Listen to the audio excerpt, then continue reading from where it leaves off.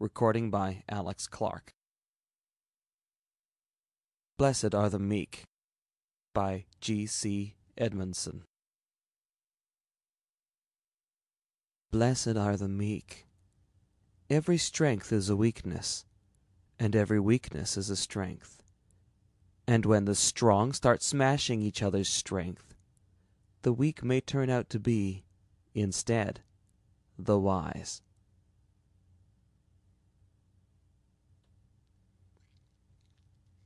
The strangers landed just before dawn, incinerating a good li of bottomland in the process. Their machines were already busily digging up the topsoil. The old one watched, squinting into the morning sun. He sighed, hitched up his saffron robes, and started walking down toward the strangers. Griffin turned, not trying to conceal his excitement. "You're the linguist. See what you can get out of him." "I might," Kung Su ventured sourly, "if you'd go weed the air machine or something. This is going to be hard enough without a lot of kibitzers cramping my style and scaring old Pruneface here half to death." "I see your point," Griffin answered. He turned and started back toward the diggings. "Let me know it if you make any progress with a local language." He stopped whistling and strove to control the jauntiness of his gait. "Must be the lower gravity and extra oxygen," he thought. "I haven't bounced along like this for 30 years. Nice place to settle down if some promoter doesn't turn it into an old folks' home." He sighed and glanced over the diggings. The rammed earth walls were nearly obliterated by now. Nothing lost, he reflected. It's all on tape, and they're no different from 1,000 others, at any rate. Griffin opened a door in the transparent bubble from which Albanez was operating the diggers. "Anything?" he inquired. "Nothing so far," Albanez reported.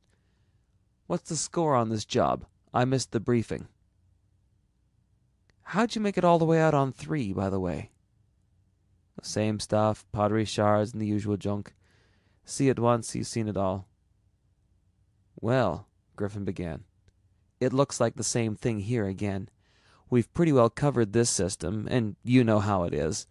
Rammed earth walls here and there, pottery shards, flint, bronze, and iron artifacts. That's it.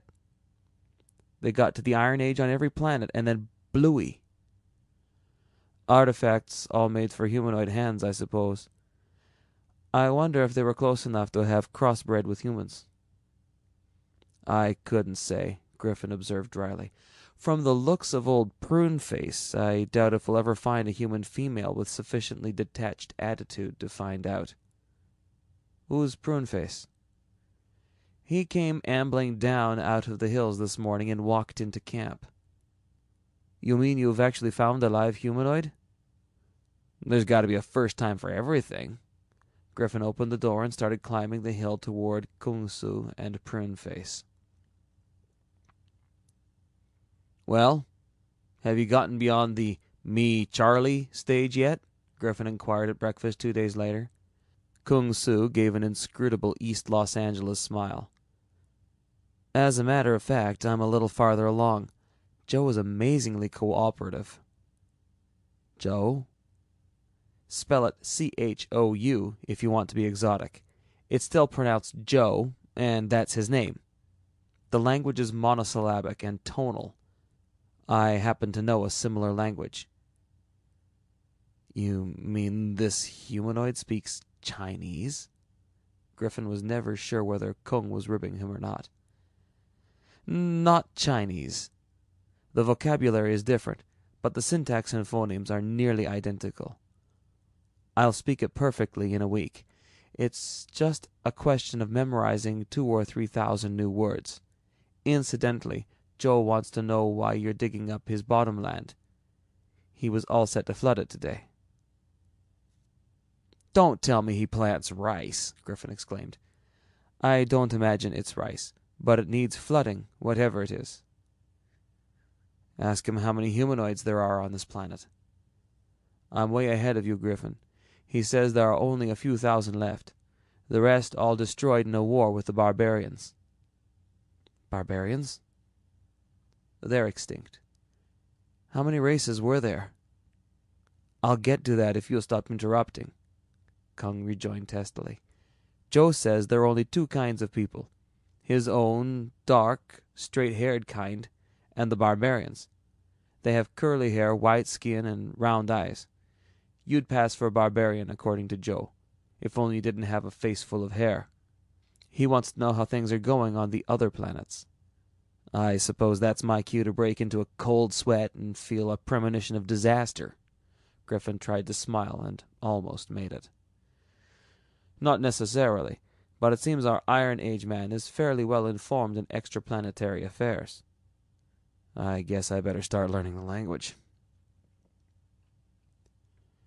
Thanks to the spadework Kung Su had done in preparing hypno-recordings, Griffin had a working knowledge of the rational people's language 11 days later when he sat down to drink herb-infused hot water with Joe and the other old ones in a low-roof building around which clustered a village of 200 humanoids. He fidgeted through interminable ritualistic cups of hot water. Eventually Joe hid his hands in the sleeves of his robe and turned with an air of polite inquiry. Now we get down to business, Griffin thought. Joe, you know by now why we're digging up your bottomland. We'll recompense you in one way or another. Meanwhile, could you give me a little local history? Joe smiled like a well-nourished bodhisattva. Approximately how far back would you like me to begin? At the beginning. How long is a year on your planet? Joe inquired. Your year is 8.5 days longer. Our day is 300 heartbeats longer than yours. Joe nodded his thanks. More water? Griffin declined, suppressing a shudder. 5 million years ago, we were limited to one planet, Joe began. The court astronomer had a vision of our planet in flames. I imagine you'd say our sun was about to go nova. The Empress was disturbed and ordered a convocation of seers. One fasted overlong and saw an answer. As the dying seer predicted, the Son of Heaven came with fire-breathing dragons. The fairest of maidens and the strongest of our young men were taken to serve his warriors. We served them honestly and faithfully. 1,000 years later their empire collapsed, leaving us scattered across the universe. 3,000 years later, a new race of barbarians conquered our planets. We surrendered naturally, and soon were serving our new masters. 500 years passed, and they destroyed themselves. This has been the pattern of our existence from that day to this. You mean you've been slaves for 5 million years? Griffin was incredulous. Servitude has ever been a refuge for the scholar and the philosopher. But what point is there in such a life? Why do you continue living this way? What is the point in any way of life? Continued existence. Personal immortality is neither desirable nor possible. We settled for perpetuation of the race. But what about self-determination? You know enough astronomy to understand novae. Surely you realize it could happen again. What would you do without a technology to build spaceships? Many stars have gone nova during our history. Usually the barbarians came in time. When they didn't... You mean you don't really care? All barbarians ask that sooner or later, Joe smiled. Sometimes toward the end they even accuse us of destroying them. We don't. Every technology bears the seeds of its own destruction. The stars are older than the machinery that explores them. You used technology to get from one system to another. We used it, but we were never part of it. When machines fail, their people die. We have no machines. What would you do if this sun were to nova? We can serve you. We are not unintelligent. Willing to work your way around the galaxy, eh? But what if we refuse to take you? The race would go on. Kung Su tells me there is no life on planets of this system, but there are other systems. You're whistling in the dark, Griffin scoffed.